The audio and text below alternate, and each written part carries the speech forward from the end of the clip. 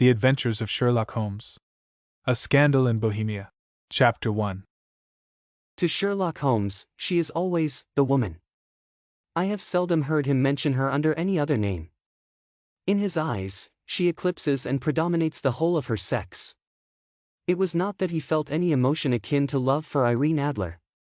All emotions, and that one particularly, were abhorrent to his cold, precise but admirably balanced mind. He was, I take it, the most perfect reasoning and observing machine that the world has seen, but as a lover, he would have placed himself in a false position. He never spoke of the softer passions, save with a jibe and a sneer. They were admirable things for the observer, excellent for drawing the veil from men's motives and actions. But for the trained reasoner to admit such intrusions into his own delicate and finely adjusted temperament was to introduce a distracting factor which might throw a doubt upon all his mental results. Grit in a sensitive instrument, or a crack in one of his own high-power lenses, would not be more disturbing than a strong emotion in a nature such as his. And yet there was but one woman to him, and that woman was the late Irene Adler, of dubious and questionable memory.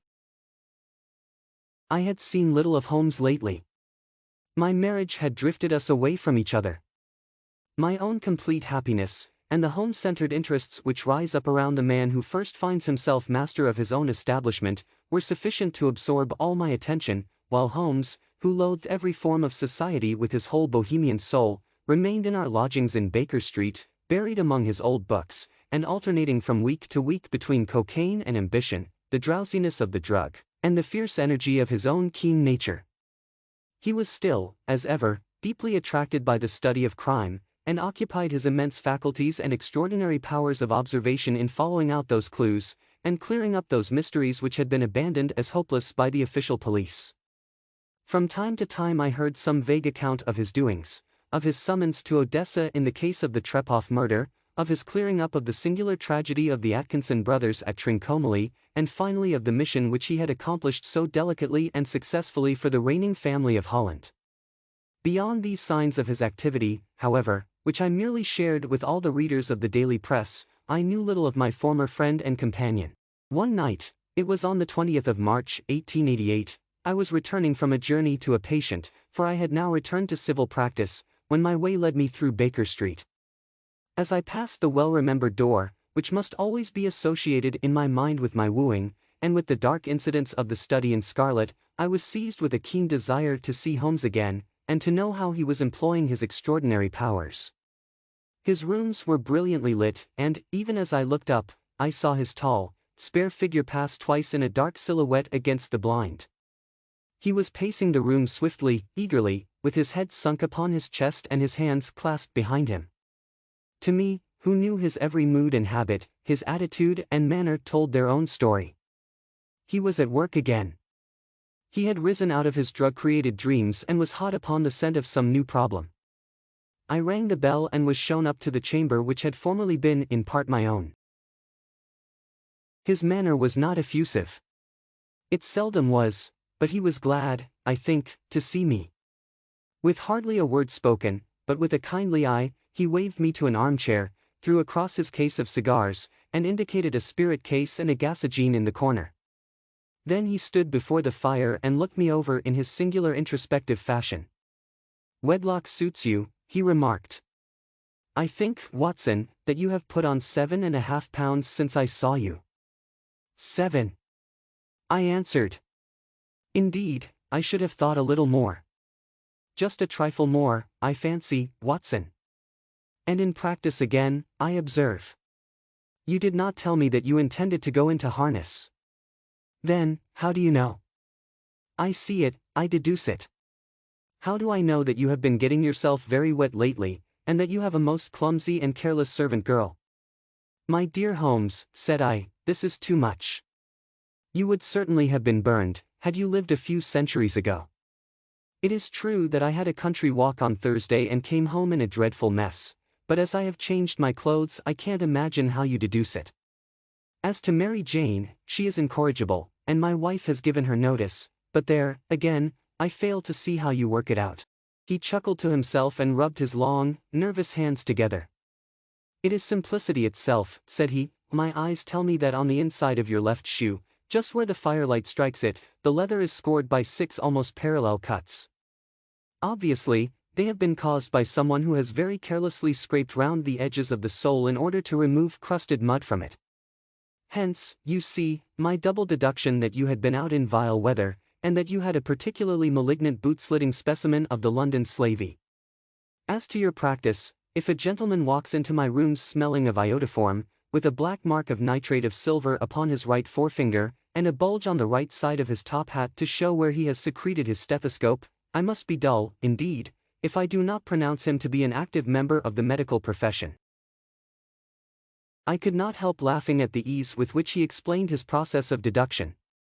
When I hear you give your reasons, I remarked, the thing always appears to me to be so ridiculously simple that I could easily do it myself, though at each successive instance of your reasoning I am baffled until you explain your process.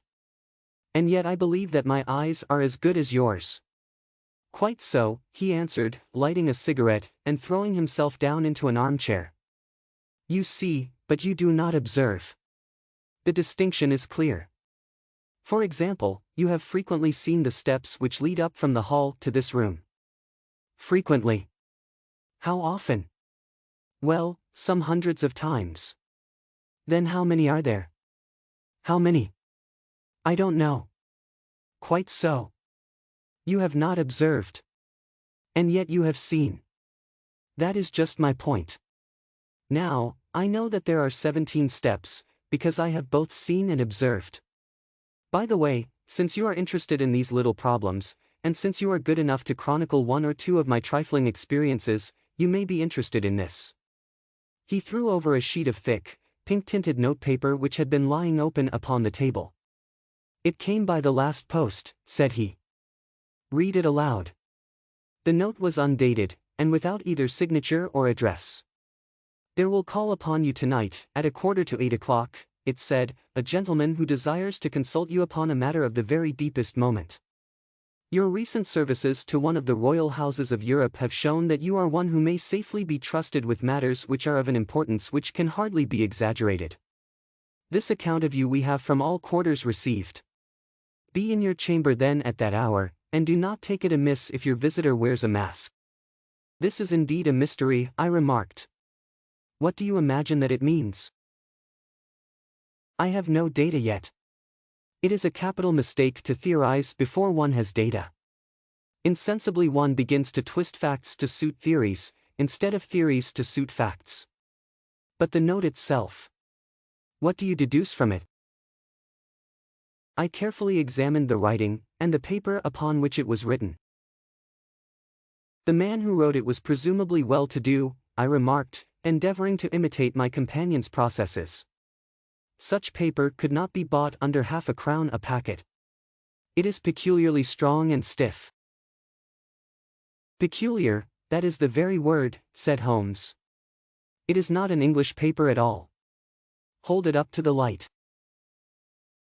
I did so, and saw a large E with a small g, a P, and a large G with a small t woven into the texture of the paper.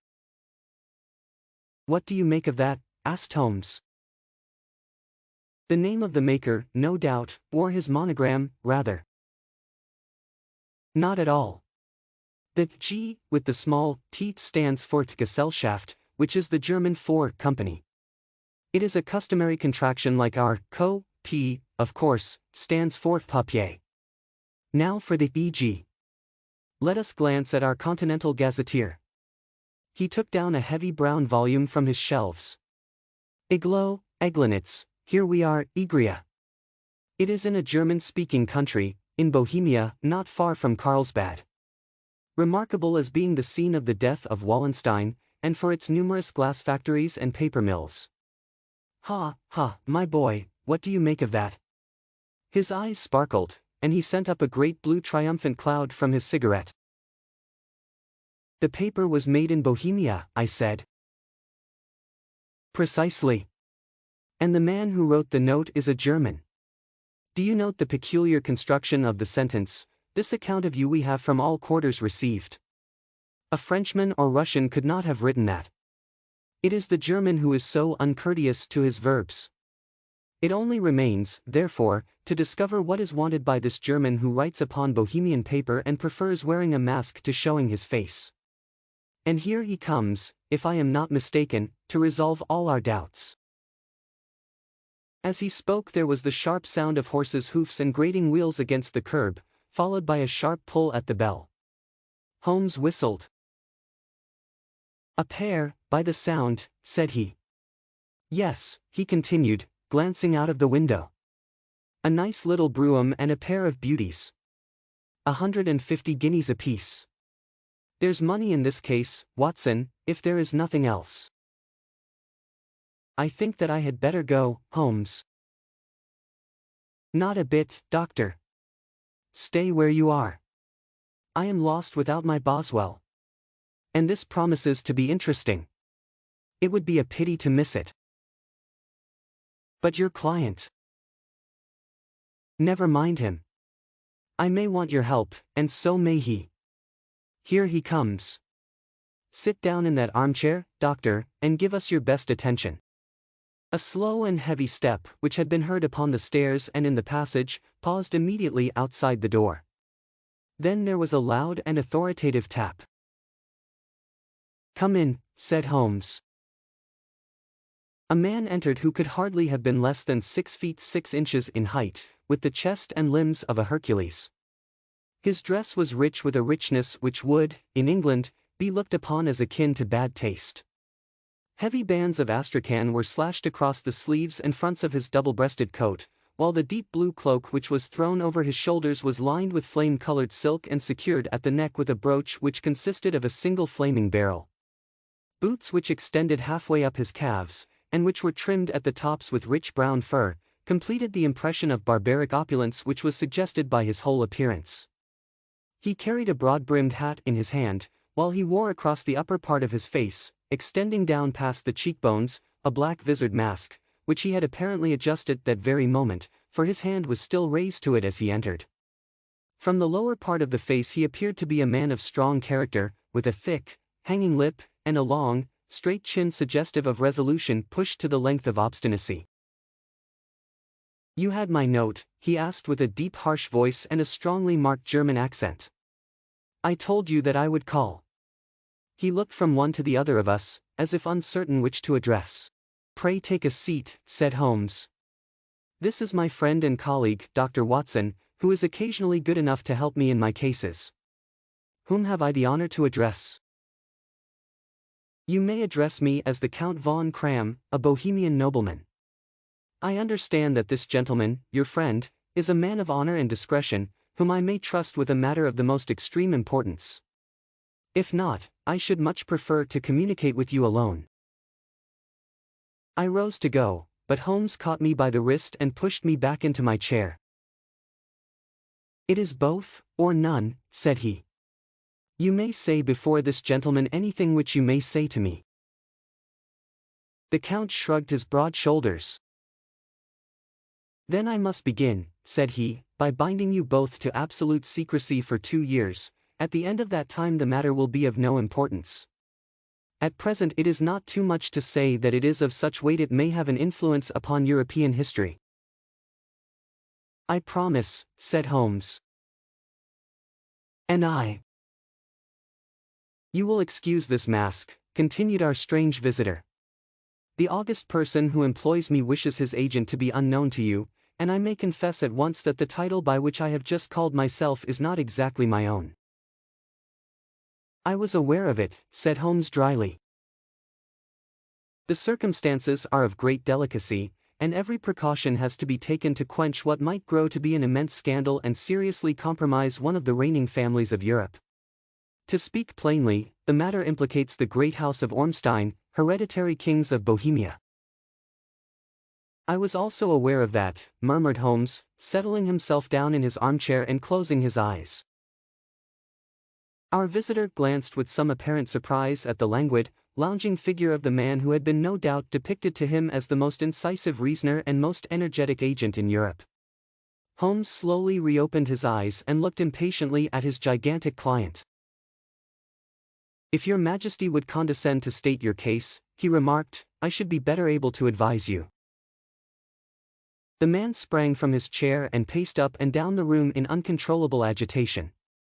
Then, with a gesture of desperation, he tore the mask from his face and hurled it upon the ground. "You are right," he cried, "I am the king. Why should I attempt to conceal it?" "Why, indeed," murmured Holmes. "Your Majesty had not spoken before I was aware that I was addressing Wilhelm Gottsreich Sigismund von Ormstein, Grand Duke of Kassel-Felstein, and hereditary King of Bohemia." "But you can understand," said our strange visitor, sitting down once more and passing his hand over his high white forehead, "you can understand that I am not accustomed to doing such business in my own person. Yet the matter was so delicate that I could not confide it to an agent without putting myself in his power. I have come incognito from Prague for the purpose of consulting you." "Then, pray consult," said Holmes, shutting his eyes once more. "The facts are briefly these. Some 5 years ago, during a lengthy visit to Warsaw, I made the acquaintance of the well-known adventuress, Irene Adler. The name is no doubt familiar to you."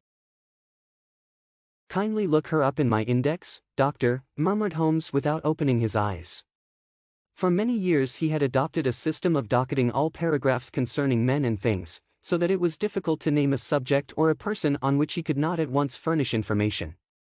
In this case I found her biography sandwiched in between that of a Hebrew rabbi and that of a staff commander who had written a monograph upon the deep-sea fishes. "Let me see," said Holmes. Born in New Jersey in the year 1858. Contralto, La Scala, Prima donna Imperial Opera of Warsaw, yes.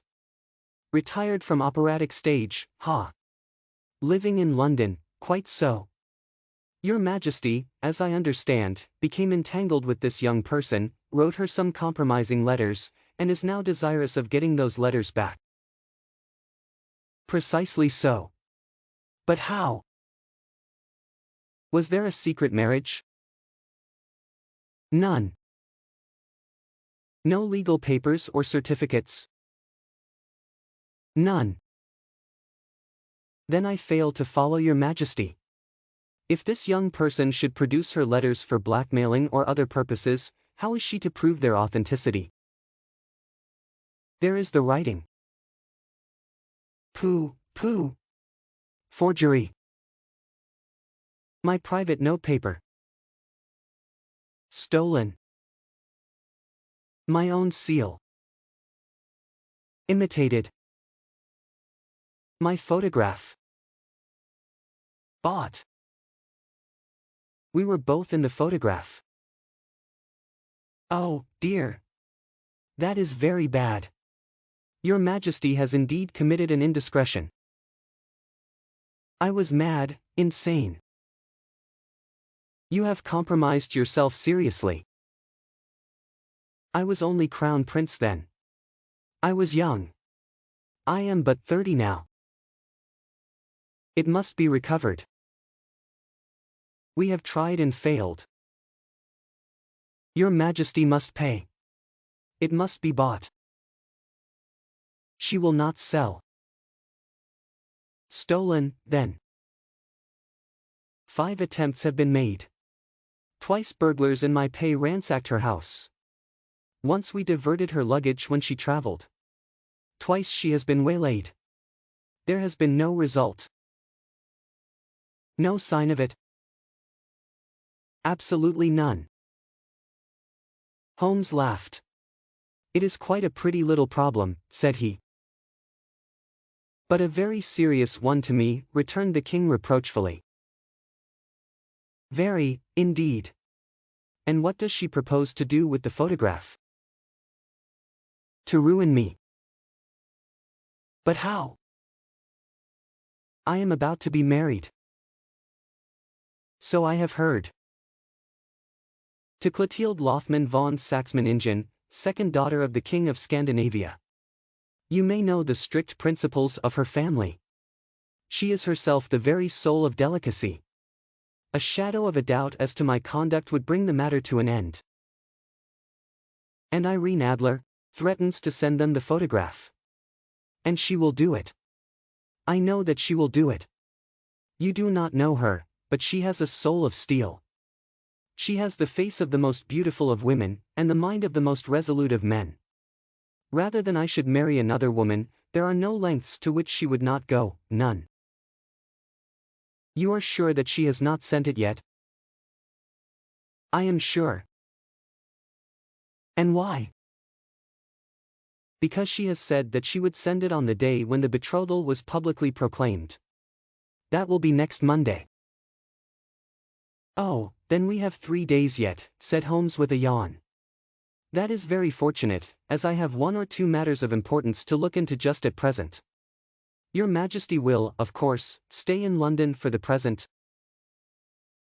Certainly. You will find me at the Langham under the name of the Count von Cram. Then I shall drop you a line to let you know how we progress. Pray do so. I shall be all anxiety. Then, as to money. You have carte blanche. Absolutely.